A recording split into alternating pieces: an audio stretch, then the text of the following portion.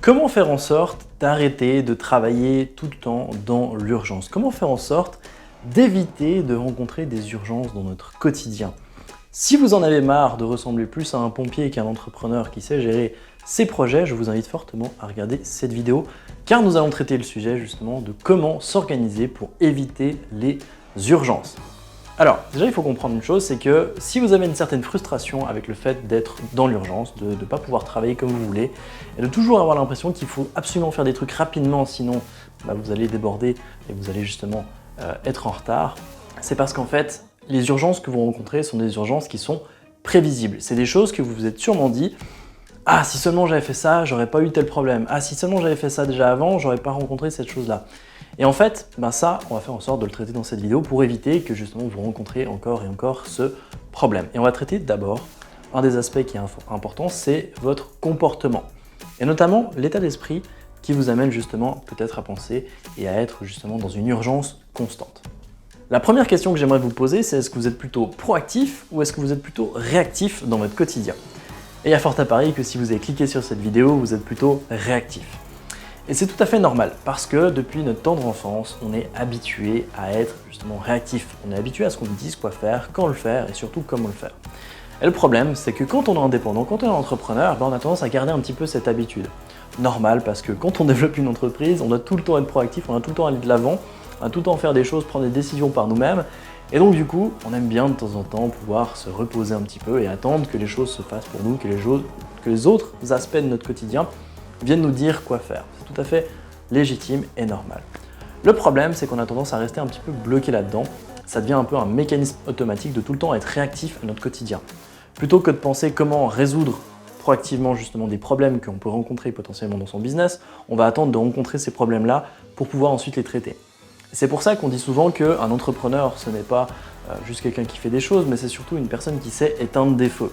Si vous passez la majorité de votre temps dans l'urgence, dans le stress, à éteindre des feux, ça veut dire que vous n'avez pas passé assez de temps en amont à vous préparer pour ne pas rencontrer de feu à éteindre. Et c'est souvent un mindset que je remarque dans les personnes qui ont tendance à penser à l'urgence plutôt qu'à l'importance. Si vous vous concentrez sur les choses importantes de votre quotidien, il y a de fortes chances que vous ne rencontriez pas de feu à éteindre. Par contre, si vous êtes constamment dans l'urgence et que vous laissez les feux petit à petit brûler, à un moment donné, malheureusement, vous allez devoir faire face justement à ces urgences, prendre le seau et essayer de les éteindre. Il y a un principe que j'aime bien partager, c'est ce qu'on appelle l'addiction à l'urgence. Parce que quand on éteint un feu, puis qu'on arrive à éteindre ce feu correctement, de temps en temps ça va, on se sent bien. On a une petite montée d'adrénaline, un petit rush, et on se sent efficace. On sent qu'on a une utilité à ce moment-là, et donc du coup, ça a tendance à nous créer une petite addiction de penser et de travailler justement à l'urgence. Parce que dès le moment que c'est le bon moment de travailler, on a tout de suite la gratification qui nous dit « Génial, j'ai réussi à éteindre le feu, au bon moment, c'est trop cool, je peux continuer ma journée ». Et on aime bien ça, nous, en tant qu'entrepreneur et d'indépendant, justement avoir un peu des challenges et de surmonter ces challenges et de savoir justement qu'on est victorieux de ces challenges. Le problème, c'est que quand il n'y en a pas un, mais 5, 6, 7, 10, 12, 25 challenges en même temps, là on se sent débordé et on tombe un peu dans ce piège de l'addiction à l'urgence. Donc faites attention à ça et posez-vous la question, est-ce que vous êtes proactif ou réactif dans votre quotidien? Si vous êtes plutôt réactif, comment faire justement pour être proactif dans votre quotidien? Ajoutez simplement quelques heures dans votre semaine pour réfléchir de façon proactive à la façon d'éviter les problèmes, d'éviter les challenges qui vont venir et vous allez voir déjà un grand changement dans votre quotidien. Maintenant que nous avons traité les aspects d'ordre psychologique et de croyances qui sont liés justement à l'urgence, une question se pose. Est-ce que l'urgence est-elle vraiment la cause de vos problèmes ou alors est-ce qu'elle ne se situe pas à un autre endroit? Il y a essentiellement deux causes qui peuvent vous amener justement à être constamment dans l'urgence, à être constamment à manquer de temps, à toujours faire les choses à la dernière minute. La première, vous la connaissez sûrement, c'est la procrastination. Et il y a de fortes chances que si vous procrastinez, si vous remettez justement sans cesse au lendemain certaines tâches, ces tâches se rapprochent de la deadline et donc quand vous vous rapprochez de la deadline, vous êtes sous l'urgence parce qu'il faut absolument le faire maintenant parce que sinon vous allez rencontrer d'autres problèmes. Et là, je vous invite à vous questionner par rapport à votre conditionnement que vous avez par rapport à la procrastination. Lorsque vous décidez justement de remettre au lendemain une tâche, posez-vous la question par rapport à votre moi et votre moi futur. Moi maintenant, à l'instant T, je décide de remettre une tâche au lendemain. Est-ce que c'est parce que je rencontre une peur? Est-ce que c'est parce que je rencontre une anxiété par rapport à la tâche en question? Et donc du coup, c'est plus facile pour moi de me dire « Tiens, mon moi futur pourra très bien gérer ça ». Ou alors, est-ce que c'est simplement parce que vous n'avez pas le temps à l'instant T, vous rencontrez quelques difficultés et c'est vraiment intelligent de le remettre justement au lendemain. Il y a de fortes chances que si vous travaillez à l'urgence, que ce soit plutôt le premier modèle où justement c'est plus par peur, c'est plus par un sentiment d'anxiété, par une gêne, un challenge que vous rencontrez avec une certaine tâche que vous avez tendance à le mettre au lendemain. Donc, comment faire pour résoudre ça? Simplement prendre conscience que ce n'est qu'une peur, c'est seulement un challenge que vous avez rencontré à l'instant T, et de quand même commencer, et un petit conseil que je peux vous donner par rapport à ça, pour vous faciliter le fait de commencer, essayez simplement de travailler 5 minutes dessus.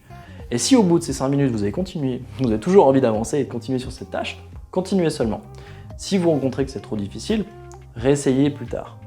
Le simple fait de commencer, souvent, a tendance à annihiler justement notre peur parce qu'on se rend compte que c'était qu'une peur finalement qui est inconsciente, qui n'a pas forcément lieu d'être, et donc vous pouvez quand même passer à l'action et donc éviter une nouvelle tâche qui vous amènera dans une situation d'urgence par la suite. La deuxième cause qui peut mener justement à cette urgence, c'est notamment de par votre organisation. Dans votre système, dans votre méthode d'organisation, est-ce que vous prenez en compte vos deadlines? Est-ce que vous-même, vous avez défini des deadlines? Et est-ce que vous avez peut-être défini des pré-deadlines, des deadlines? Et c'est là en fait tout l'important de renverser un peu ce modèle. Si vous utilisez justement un modèle de deadline où vous avez dit ok, pour telle date je dois terminer telle tâche ou tel projet, plutôt que de définir la date à laquelle ce projet doit être parfaitement terminé, définissez une date juste avant, bien avant même si vous pouvez, le plus rapidement possible, où vous pouvez mettre en place une version de ce projet plus facile.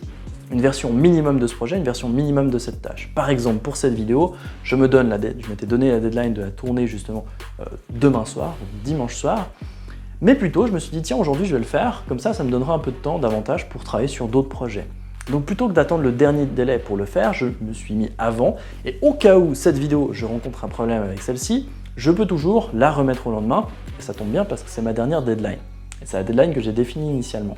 Et ça me permet du coup de ne pas être dans le rush par rapport à tous mes projets, par rapport à toutes les choses que je fais, parce que je suis proactif et non réactif à ma deadline. Donc si vous pouvez définir votre deadline en amont, il y a de fortes chances que vous allez pouvoir travailler un peu sur le projet, voir un petit peu les problématiques potentielles que vous allez rencontrer, et donc régler ces problèmes potentiels avant justement la deadline, et donc du coup vous ne serez pas en retard mais en avance. Et quand vous êtes en avance, vous n'êtes plus dans l'urgence et donc vous êtes beaucoup plus serein dans votre quotidien. Et ça vous permet de prendre du temps justement pour réfléchir proactivement pour éviter de nouvelles urgences. J'espère que cette vidéo vous a plu. Si vous êtes intéressé à en savoir plus, il y a une formation offerte dans la description qui traite notamment de la procrastination et du perfectionnisme, qui sont quand même des thématiques qui sont passablement intéressantes, surtout si on est justement à travailler dans l'urgence.